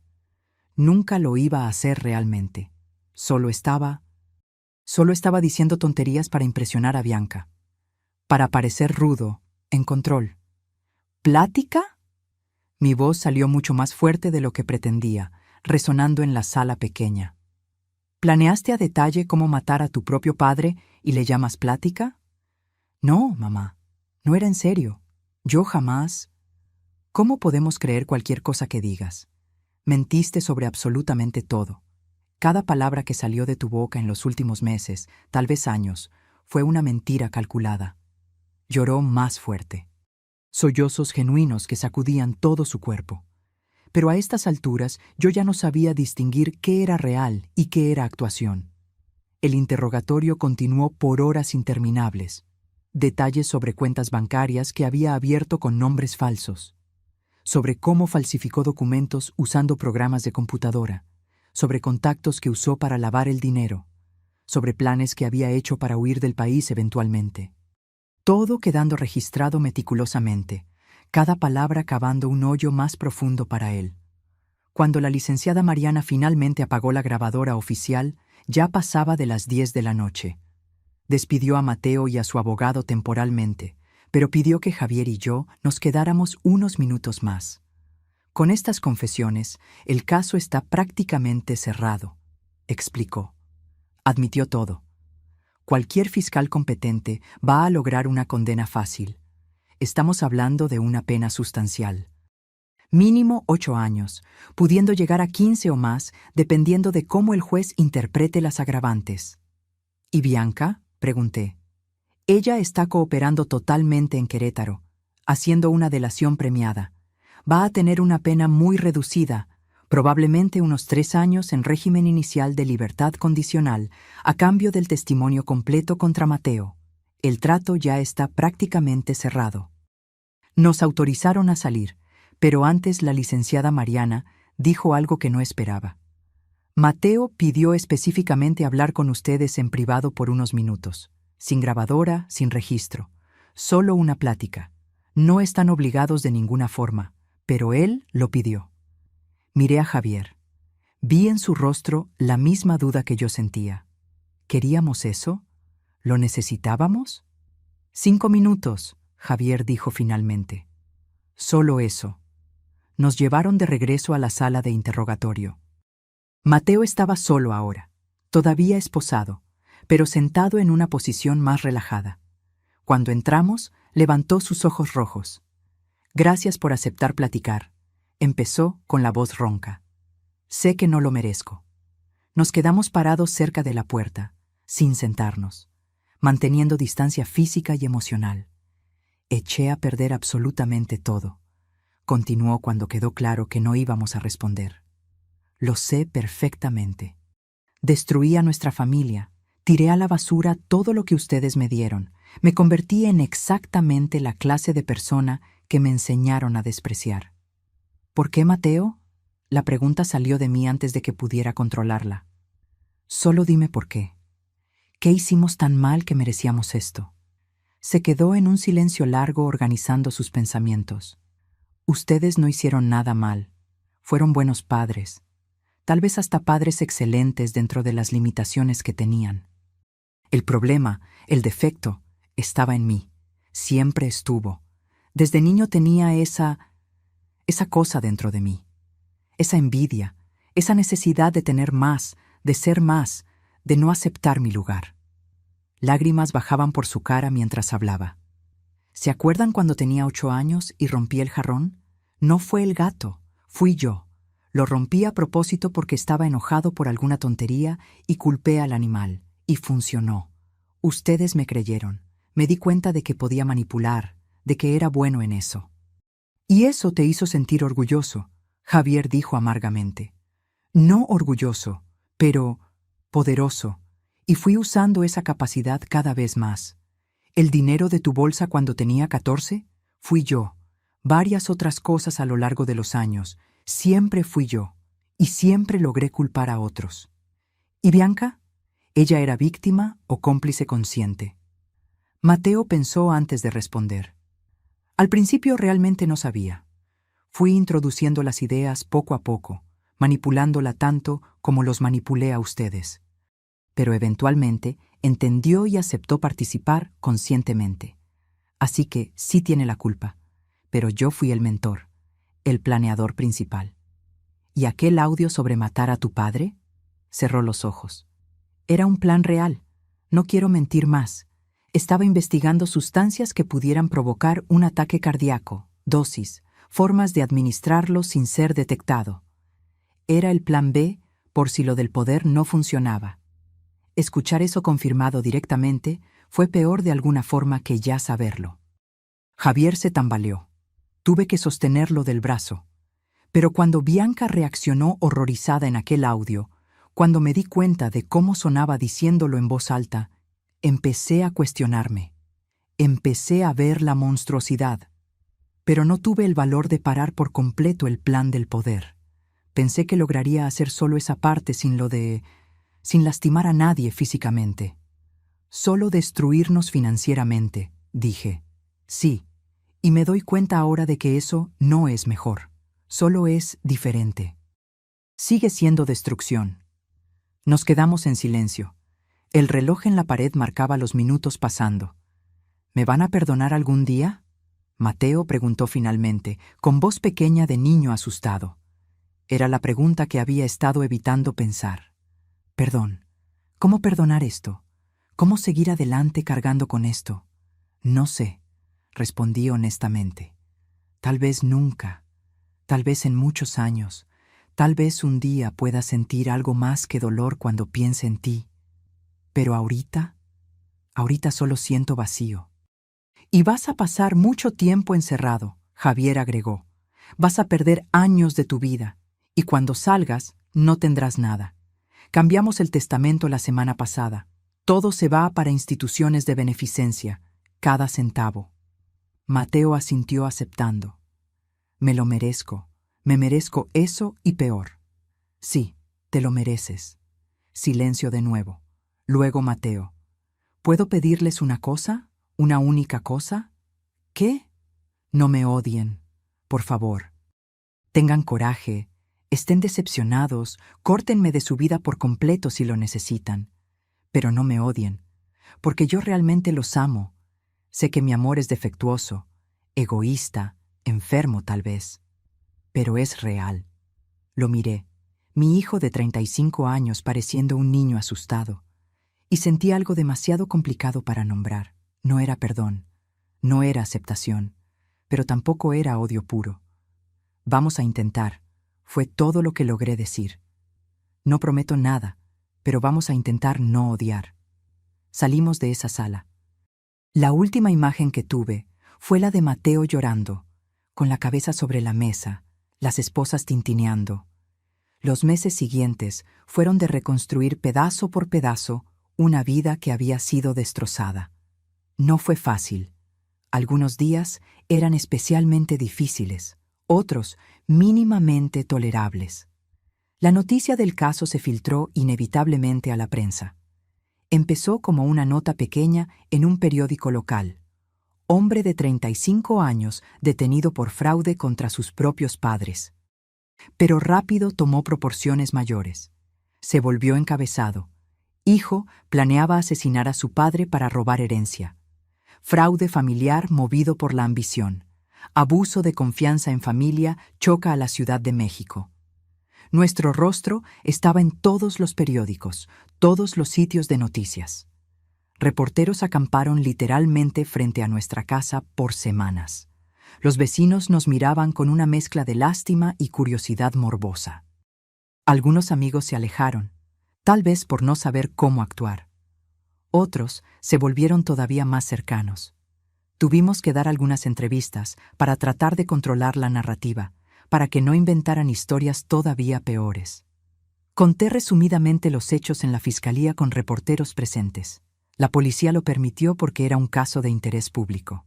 Los periódicos publicaron con títulos cada vez más amarillistas. Nos volvimos un caso nacional. Y con la exposición vinieron los juicios públicos. Comentarios de personas que no nos conocían, que nunca habían pasado por nada parecido, juzgando nuestras decisiones. ¿Cómo una madre le hace eso a su propio hijo? ¿El dinero vale más que la sangre? Podían haberlo resuelto en familia sin meter a la policía.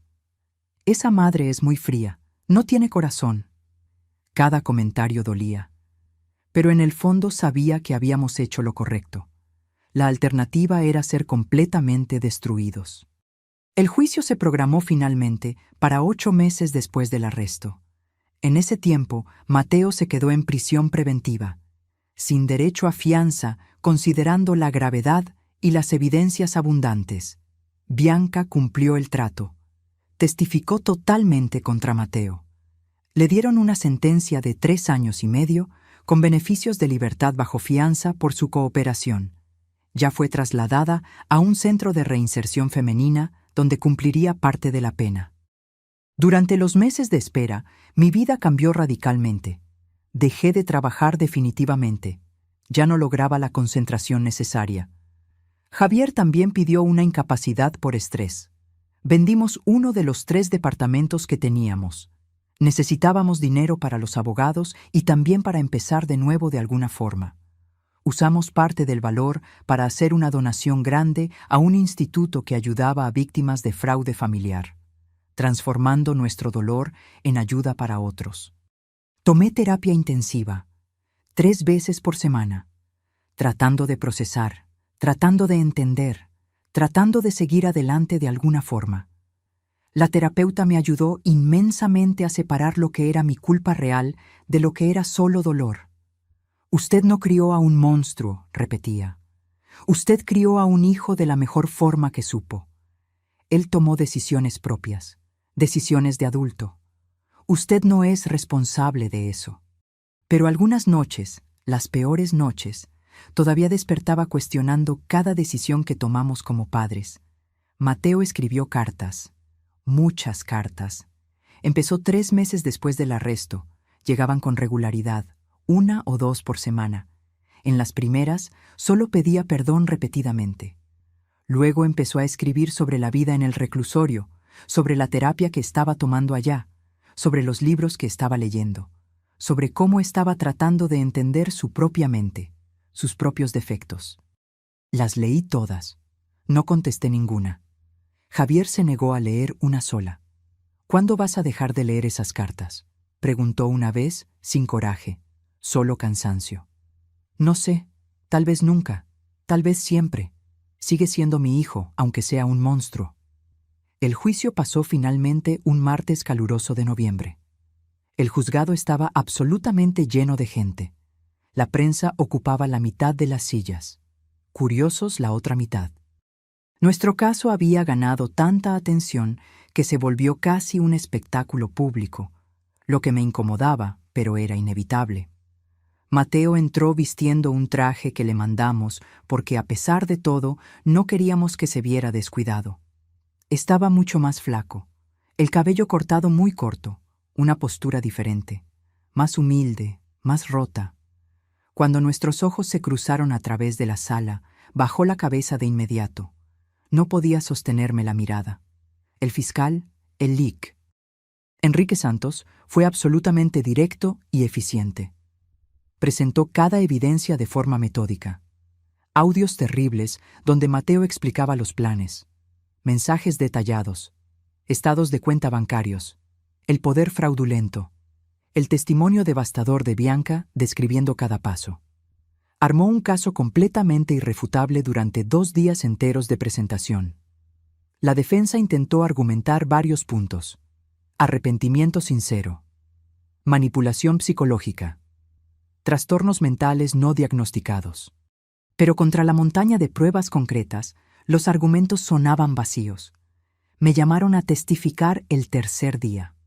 Me senté en esa silla, puse la mano sobre la Constitución y conté toda nuestra historia. El descubrimiento horrible, el miedo, la traición, el dolor inenarrable de descubrir que tu propio hijo te quería destruir. Cuando el fiscal preguntó qué esperaba del juicio, respiré profundo. Espero justicia, no venganza, solo justicia apropiada para los delitos cometidos. Porque mi hijo necesita entender que las acciones tienen consecuencias, que no puede vivir lastimando a las personas sin pagar un precio. Y tal vez, solo tal vez, el tiempo en prisión le permita reflexionar de verdad, cambiar genuinamente, volverse una mejor persona algún día. El jurado deliberó por casi 10 horas, las horas más largas y angustiantes imaginables. Nos quedamos esperando en el pasillo, Javier y yo, sin hablar mucho, solo existiendo uno al lado del otro. Finalmente, a las 8 de la noche, nos llamaron de regreso. La tensión en la sala era palpable cuando entramos. Mateo estaba visiblemente temblando. El secretario del juzgado se levantó. En el caso de la Fiscalía contra Mateo Silva, en las acusaciones de fraude agravado contra ascendientes, abuso de confianza, uso de documentos falsos y planeación de homicidio, el tribunal considera al acusado culpable de todos los cargos. Mateo cerró los ojos, pero no mostró sorpresa. Sabía que no tenía defensa real. La jueza, la LIC. Carmen Olivares, mujer seria de 58 años con décadas de experiencia, leyó la sentencia una semana después.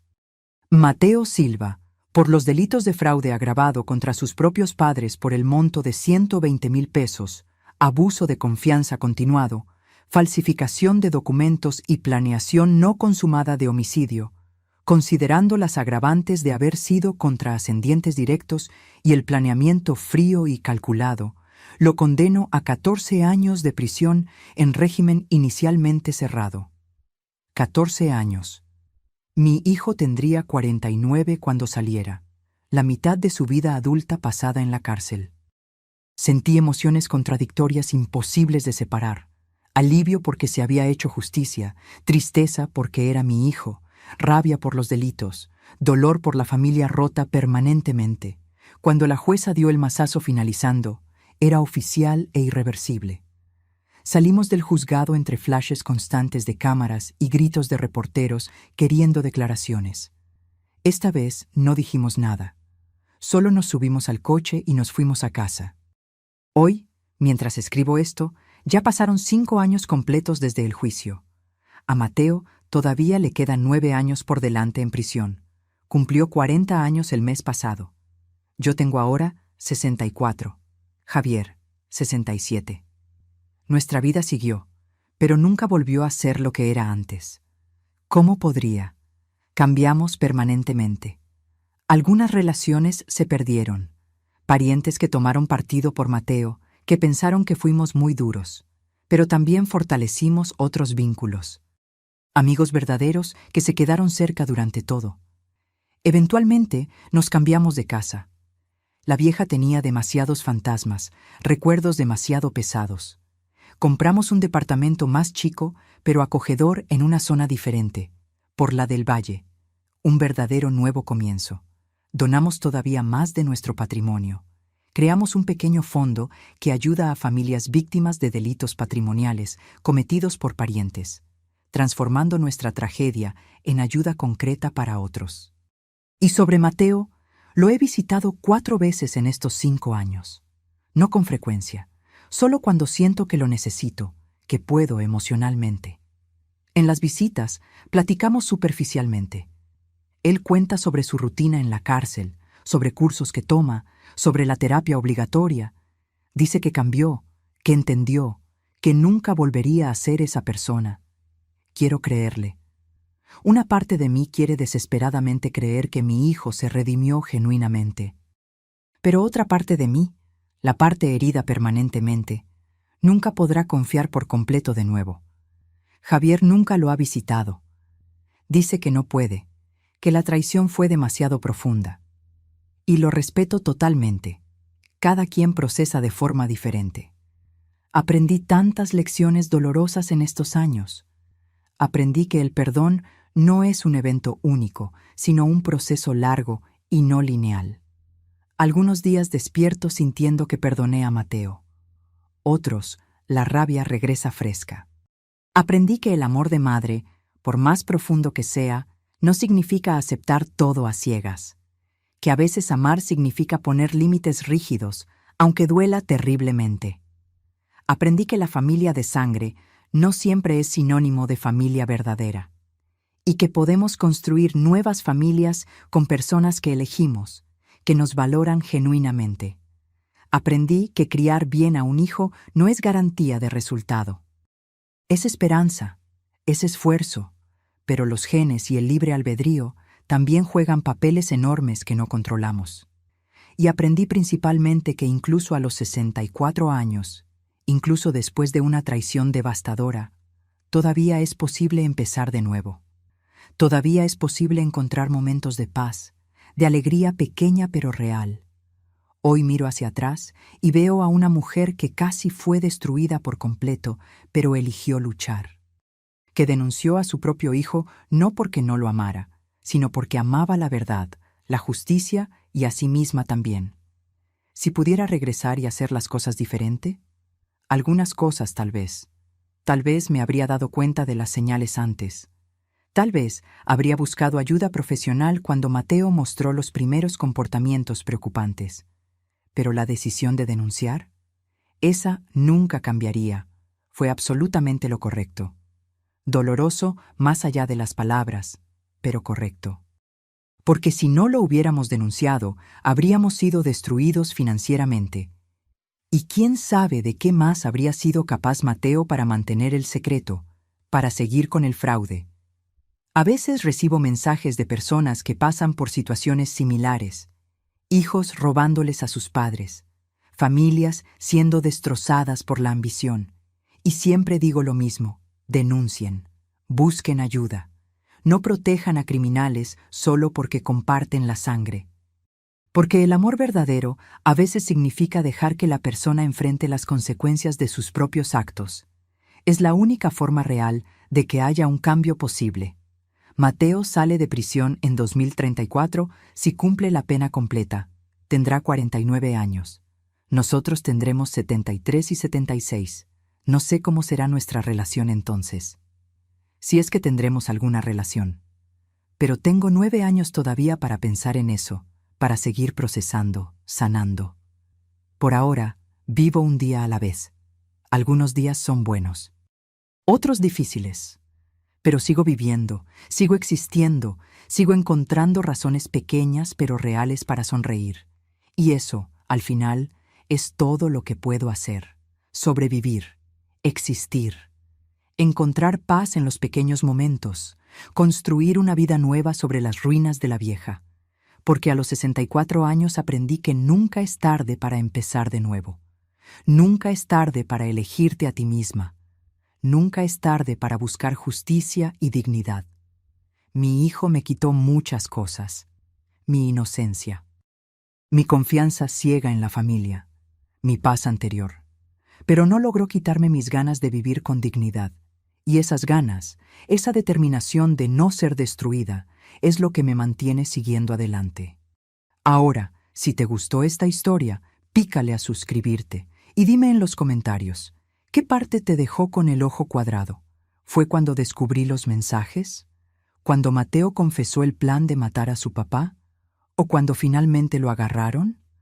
Ah, y no olvides hacerte miembro para tener acceso a videos exclusivos que no subo aquí. Tu historia puede ser la que sigue. Te espero allá.